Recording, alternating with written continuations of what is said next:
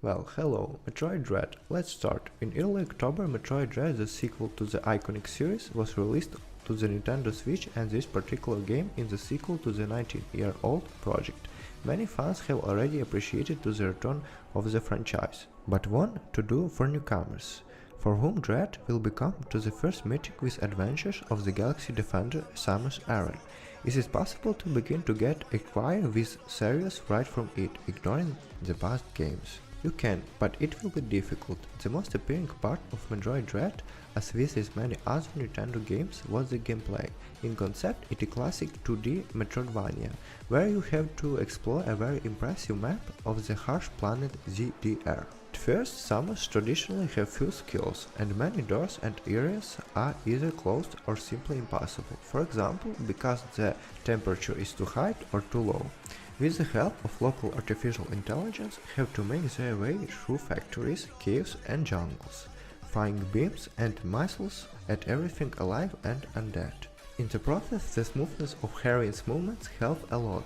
The characters react to the player's action quickly, so it's not a problem to follow the jumps and missile shots. Given that the most puzzle is important to press buttons in time, this element of the game turned out extremely successful. In addition, it's quite difficult to get lost in Metroid Dread despite the large and diverse map, at least when it comes to passing the main branch without trying to explore every corner of the base. The game often seems to nudge Samus in the right direction with the invisible hand, but does not try to explain the path in detail, and there is almost constantly a sense of forward motion. Shortcuts, elevators and so on open up. Exploring the map and battles with the usual enemies are interspersed with battles with bosses and enemy robots, somewhat like the crazy GLaDOS from Portal or Retrieved Boston Dynamics Nightmare. With the latter in special location, the authors violate the usual schemes, first forcing you to flee from them as from alien. There are stealth elements, and then destroy in two stages with a special cannon. Complexity in Metroid Dread resembles both Return and Hollow Knight. At first it may seem like Samus' adventure is surprisingly easy, but the deeper she plugged into the catacombs of the station, the more she had to sweat. Enemies are killed with a single blow, but the player has the ability to counterattack them in time. To do this time, however, is extremely difficult, and most often the mission with the robots ends badly. There are 7 pieces in the game, and almost every one has some unique unpleasant abilities like shock attack, which delays Samus for a while. And to this, the battles with bosses and mini-bosses, of which there are more and more closer to the final.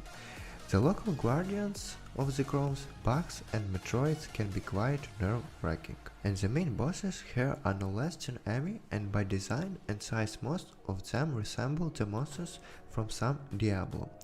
The first time you get the feeling that it's impossible to dodge their attacks and the damage they inflict is too high. The complexity in Metroid Dread is harsh but importantly fair.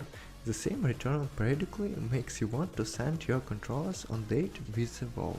But Metroid Dread does not cause these feelings. You will not rush in the overpowered large enemies thoughtlessly, but if you pay attention to their behavior, their way to win becomes obvious. More often the mistakes are made because of the wrong move or jump, but not because of the design flaws of the game. Also in the battle with the bosses is very helpful counterattack mechanic, which can be used in the fight with the other opponents. It helps to kill standard enemies with one punch, and it spends a significant amount of health on the boss.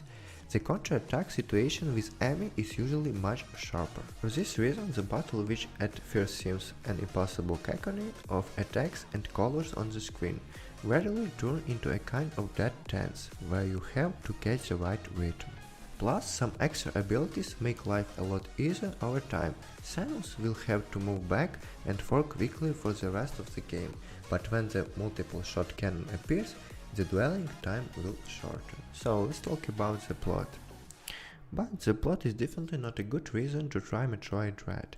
It is there, but expressed quite normally, and the unexpected turn looks more like an excuse to discover the location and abilities. However, even in these circumstances, the authors have managed to include tragic episodes with epic camera attacks, immediately visible Japanese handwriting. Samus is preferred quite spectrally, although the story itself will take her just a couple of lines. She is not intimidated by the monster 5 times her height, nor dramatic plot revelations. She performs her task like a robot and does not distracted by all sort of nonsense. The game also has somewhat an even tone. The subtitled Dread is especially relevant in the first half when Samus explores half-abandoned factories and laboratories and travels in the pouring train, and somewhere in darkness those very enemies are waiting for her. All this calmness and detachment is reminiscent of Alien, even the loading screen works with slightly sense of melancholy, especially in the elevators when Samus stands silently under the flying flash of light. Metroid Dread conveys a good sense of awareness when the player understands the method of flying enemies or the principle of traversing an area, but there are some controversial moments. In an invisible location, the way forward is not always obvious from time to time.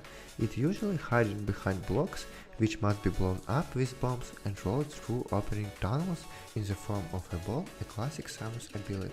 A scanner later helps in finding them, but it's only given out in the second half of the game. Some may have difficulty with the controls in exchange of fire, often need to perform several actions at the same time, dodge attacks, load a gun, and for greater good use the slide. However, if a newcomer is similar with Resident Evil, where before you had to choose between shooting standing up or lying away. Metroid Dread is unlikely to surprise him here. Not enough variety in the bonuses, additional forays on the map provide a solid stock of weapons and health, but in the middle of the game the number of same missiles exceeds 100. The most valuable is health, especially in battle with the bosses. The main drawback, which is likely to alienate many people, will be price. Metroid Dread is a good game, but is the best tradition of Nintendo itself on cartridge for $50. Here's again there are parallels with Returnal, for which at the beginning for all the merits also asked too much. Metroid analogies on other consoles and PC will cost much less. For example, the same Hollow Knight or Ori can be easily purchased of an affordable price now, while Metroid Dread certainly won't appear on discount in the near future. But if you abstract away from the price, it's worth paying attention to this project, even if it is first Metroid, and even if its experience is controversial, at least you will understand why the franchise has remained popular among players for 30 years.